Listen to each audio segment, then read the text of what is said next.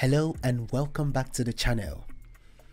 In today's video, I will be demonstrating to you how to remove unwanted background noises from your audio recordings. My name is Coinex and I'm glad to have you guys here. Talking about the noises, I mean noise from the PC or laptop, air condition in the room, the fan, and air in the room, because it's not advisable to have all these unwanted background noises in your recordings, because when you apply compressor on it, it pushes them out and that is not good for your mix. It totally destroys your mix, whereby making your production sound so unprofessional. So without wasting much of your time, let us jump right into the demonstration. Now I will first of all have to record my voice, but before then there is a ceiling fan here. I need to turn it on so that you can see the differences when I try to remove those background noise from the ceiling fan.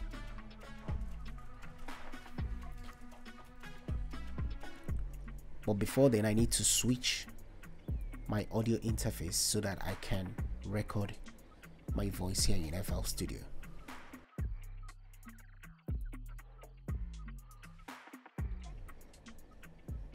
Looking for a way out, climbing high to the top.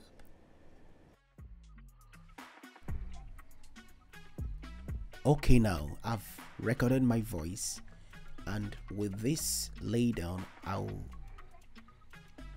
show you exactly how I remove noises. So the first thing I do is I will left click here, then I choose edit sample. It will open it up in Edison.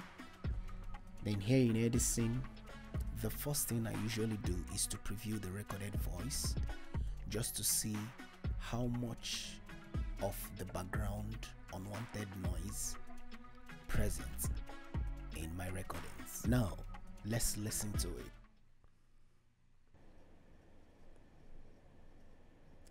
Looking for a way out, climbing high to the top. If you're listening over a headset, you will hear how audible and uncomfortable the background noises are, and this is without a compressor on it. Think of when you now apply a compressor on it, it's going to be way louder than it is and it will cause a whole lot of mess. So right now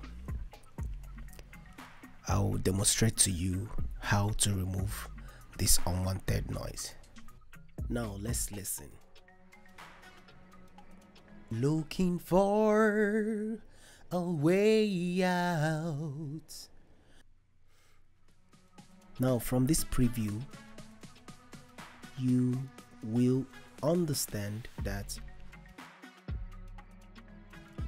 this beginning segment, I intentionally allowed it to roll for some time before I start singing. The reason for that is so as to capture the whole unwanted background noise that will be later used to create a noise profile for the vocal. The next step is to highlight a portion from the empty space where the voice is not existing that contains the noise. Once it's highlighted, you go to the icon here that looks like a toothbrush and right click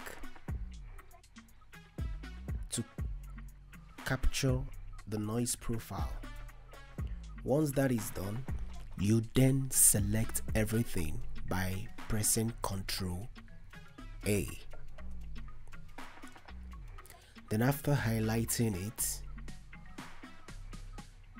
you will go back to the icon again, but this time around you left click and it brings up this panel.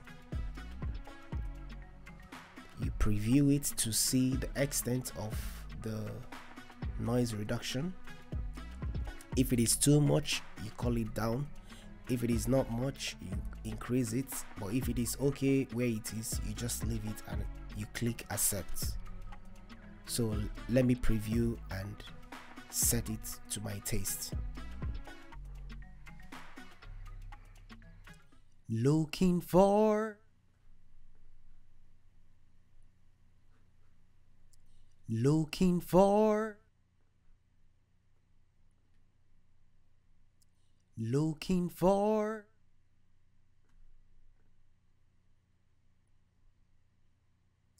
looking for. Okay, so at this level I am very comfortable with it. So the next thing here is to accept. Click on accept. Now while it's processing, pay close attention here. As you can see, it has totally removed those background noises, and not only that, it removed it from here, from this section, it removed it from the entire signal, from the entire wave, you know, carefully isolating that particular noise, that particular sampled noise profile out of the existing wave. So then after that, it's either you replace it or you drop it on a new channel in the playlist. So I'm gonna drop it on the new channel just to do the after and before to show you the difference. Now this is the old untreated one. Looking for, and here is the treated one. Looking for a way out. So the difference is so clear. You can see that it has totally removed the unwanted background noises in this recording. And also, to further add, this method can be applied on anything recorded, be it drums, bass guitar, electric guitar. This method can be applied when there are existing noises.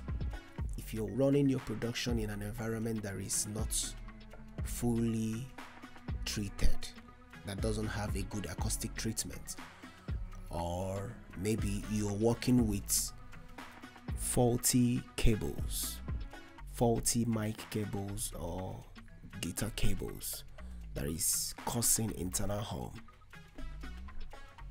applying this method to clean those noises is really handy and advisable.